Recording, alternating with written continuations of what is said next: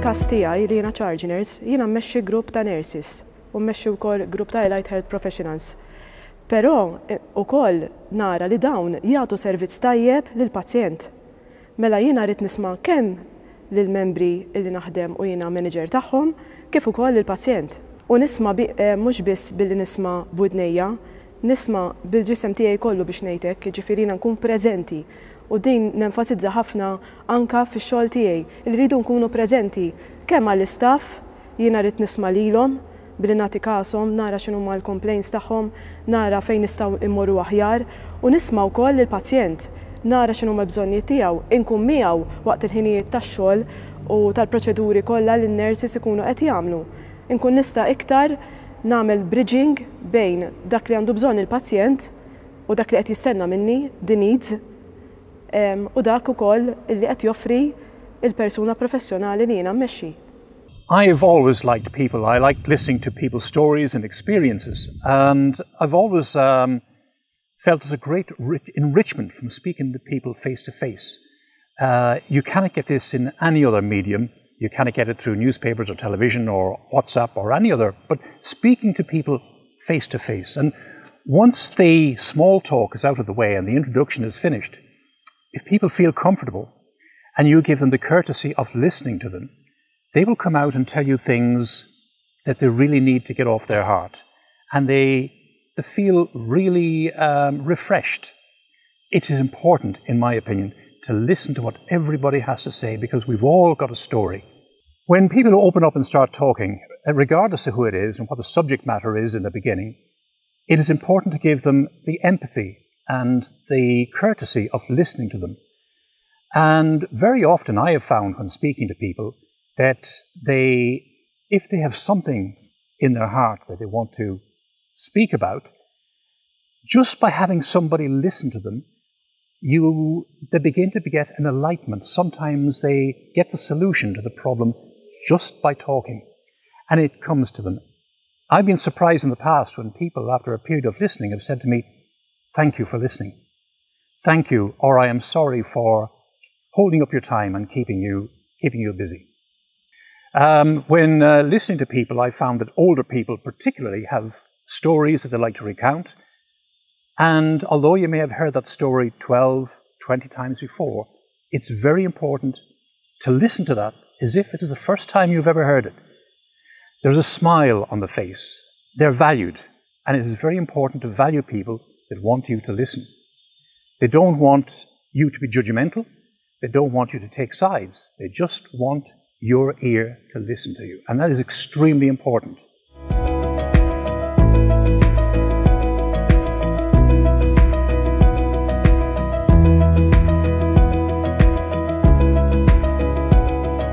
Biex insostni l-fidi tiegħi jiena nisma' l-kelma t'Alla permezz tal-quddies, permezz anke ta' xi kelma tajba illi forsi jingħata mingħand il-pazjent stess. Anke forsi kultant tkun l-għajta tal-uġieħ tal-pazjent. Dik ukoll irrid nismaħha jiena, ġifieri dik ukoll nemmen li Alla qed ikellimni permezz tagħha. Għax dak il-persuna li qed titkellem jew li qed tesprimi l-uġieħ tagħha, il-vuċi tagħha hija wkoll dik hija bint Alla, dak huwa ibn Alla, huwa min hu, minn fejn ġej. Allura dak huwa mod kif nagħmel is-smigħ. Il-quddies ovvjament u l-Evanġelju hux hekk, in ġenerali. Dak li jtellef ħafna drabi hemm ħafna affarijiet li jtelfu. Kultant huma dak li qed jiġri madwarna, pereżempju, jiena faqet il-pandemija. Il-pandemija għamlet il-movimenti tagħha biex ngħidu hekk. Pereżempju, irridu noħolqu barriers aħna. Barriers letteralment fiżiċi bħal huwa perspex biex inti u anke għamilnihom ġifieri anke għal nies li nħadmu aħna li jaħdmu taħtna ħanejtek bejna u bejn il-pazjent. Dak kien waħda mill-affarijiet li jtelfek.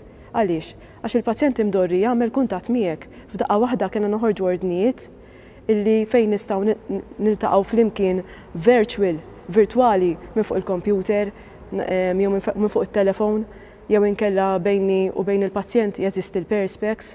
Mela allura dik saret kien hemm change kbira, kien hemm bidla kbira f'daqqa waħda.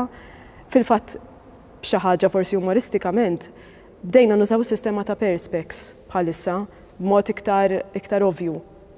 Il-pazjent jara x'jagħmel biex jiġi minn wara l-perspex biex ikellmek. Jiġifieri dik hija barriera, turi li hemm barriera, meta aħna suppost nisimgħu biex nisimgħu rridu nkunu preżenti. Għax inti tista' tisma' b'udnejk, imma li tisma' jfisser li tagħmel eye contact, illi tkun hemm preżenti m'hemm l-ebda barriera, li nara l-body language tiegħek, kif ħanamilhom dawn l-affarijiet minn fuq it-telefon jiena? Kif ħanamilhom dawn l-affarijiet minn fuq il-computer jiena? Okay, tgħid li ma narakx bħala stampa, imma nasal sem, narak biss, u mbagħad ċertu uġijat li forsi inti meta tkun fil-preżenza fiżika tal-persuna tgħidhom, jaff ma tgħidhomx. Itellifni wkoll nuqqas ta' ħin. Pereżempju li inti għandek ċertu ammont ta' nies tittaqdihom u m'għandekx ħin biżżejjed. Itellifni wkoll li pereżempju nammetti li jista' jkun hemm ukoll inti l-politiku. Għatgħidli għalfejn. Għaliex da kulħadd ikollu l-aġenda tiegħu. Mela allura l-politiku għandu l-aġenda tiegħu li għandu ċertu miri li jilħaqhom biex ovvjament joġob lin-nies.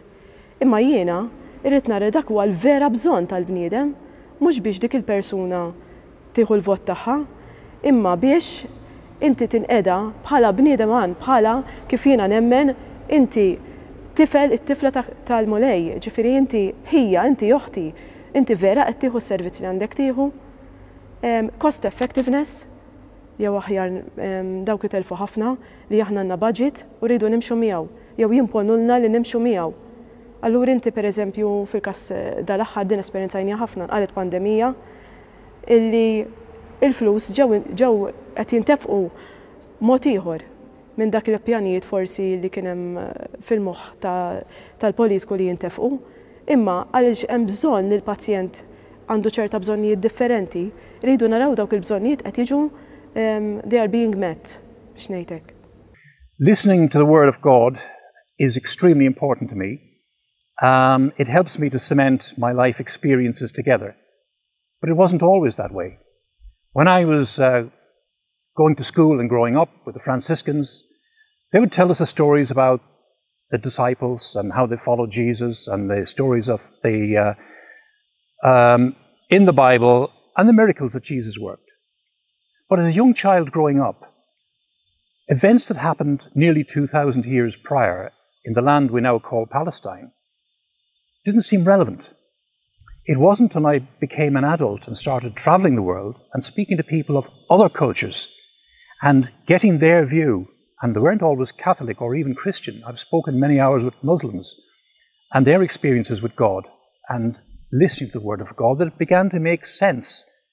And then it's like standing on a hillside and looking back on your life and seeing the shining path that God has actually shown for you. There are many crossroads I've come to and many thorny roads that I've ended up walking down to find that in the end they've been the right road. Not my own desire in the beginning, but I believe I've been prompted and helped by God's Word in my heart. I find what hinders listening to God and listening to anybody else is the modern day pressure of time, the notion of busyness and having to get things done, to rush away. When you want to do somebody wants to speak to you and say, thank you, you're not really listening, you're thinking about what you have to do. But if a person has something really relevant on their mind and you detect this, it's really important to put your own busy life in the background for a few moments and just listen. And it is extremely important for that person's self-value, as I mentioned before, that the busyness of life is put out because it can get in the way. It not only get in the way between individuals, but it gets in the way of listening to God also. Now, many years ago, I made a resolution to myself to say the Angelus, 3 times a day. 6 o'clock in the morning, at midday, and at 6 in the evening. But those couple of minutes at midday become very, very difficult. Because at the stroke of midday, it's usually when your phone goes off, or somebody wants to speak to you, or you're asked to do something. And that couple of moments, when you should be saying the Angelus, is difficult. So I now decide, well, if I can say my Angelus within half an hour of midday, I've said it. And then in the morning it's not a problem, in the evening it's not a problem. Having the self-discipline to say your prayers in the morning and the evening is exceptionally important. To have the quietness of someplace, my room with the door closed, kneel down and thank God for the day and just to listen in the silence. That is extremely important to me. But it's self-discipline because so many things can just get in the way and hinder us.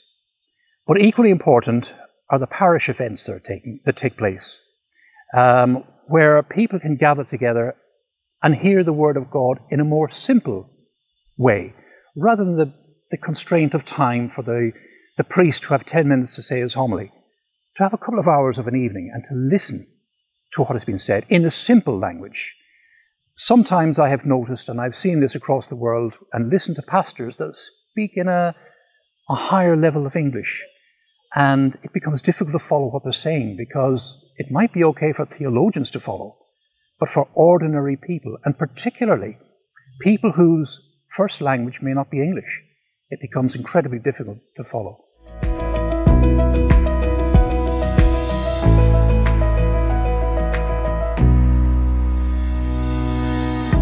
Qed niftakar f'esperjenza li għaddej daqs xarilu u verament ixxukjatni u ħanibqa' niftakarha ħajti kollha. Tidħol pazjenta bla maskla u kienet verament tidher aġitata biex ngħidlek, tidher mifxula u kif daħlet li bla maskla ħanejtek. U ilha ħaġa li għedtilha where is your mask, madam, għax indu ngħid li kienet persuna barranija. Qalt li baqa' li 3 xhur ħajja, inti fuq il-maskra ħatkellimni qas niflaħ nieħu nifs bil-kemm niflaħna sal-hawn biex nieħu s-servizz, inti fuq il-maskra ħatkellimni u dak il-ħin ħasditni apparti l-inksir tax qalit il qudiem kulħadd, imma dik apparti. Imma dak il-ħin dħalt fuq xorti bdejt ngħid kos bħalissa bħal dal-mument qegħdin naraw il-pazjenti kollha daqs li kieku għandhom il-virus u dik hija l-iktar importanti li peress li qiegħda titla' ħafna fil-wiċċ dik il-ħaġa li nkunu nitkellmu fuqha, qisu jeżisti dan il-virus biss. U l-mart ieħor u dak li qed iħoss il-pazjent u minn xi x'inhu għaddej qed nagħtu kasu u jiena rrealizzajt li veru din m'għandix maska ma tistax tieħu nifsew. Imma peress li rridu npoġġu lil kulħadd taħt l-istess keffa li daqs kieku kulħadd għandu l-virus, hija faċli li lili tagħmini din il-ħaġa u nieqaf hemm ma nidħolx iktar fil-profond u nagħmel bħal m'għamel Ġesu. Meta mar dak ir-raġel ma jarax quddiem għajnejh qallu imminti xi trid. Ġesu niżel b'mod individwali, fakritni ħafna f'din il-parabola, f'din l-esperjenza ta' Ġesu. Imminti xi trid li nara Mgħallem. U Ġesu dak li jagħmel l-ewwel taħ dak il-bżonn fiżiku. Rax għandu bżonn. Jiġifieri aħna ma rridux ninsew biex nagħtu l-ispiritwal anka biex nagħmlu listening tajjeb, smigħ tajjeb, irridu naraw il-pazjent jew fil-każ tiegħi x'inhu l-bżonn fiżiku, x'inhu l-vera bżonn. Listen is not just hearing. That we listen hija li jien hemm għalik u qed narak u qiegħed hemm. Jiena bħala nisranija, bħala infermiera nisranija rrid inkun hemm man-nies. Ġi differenza li rrid nagħmel nemmen meta jiena nisranija illi jiena qiegħda hemm. In the early part of the 2000s, I was stationed in Oman. It is the anniversary of my mother's death. And I walked out into the desert one evening. It gets dark very early, like it does in Malta in the wintertime. And I walked away from our camped city until the lights were a pinprick in the distance. The desert was luminescent, purely from the stars. It was beautiful. The feeling of peace. And I said the rosary for my mother that evening. And I had an enormous feeling of well-being, of being alone, and feeling the wonder of God. The stars were everywhere in the sky. No interruptions, no people. I have felt this feeling since when I received the Eucharist. Not always, but sometimes.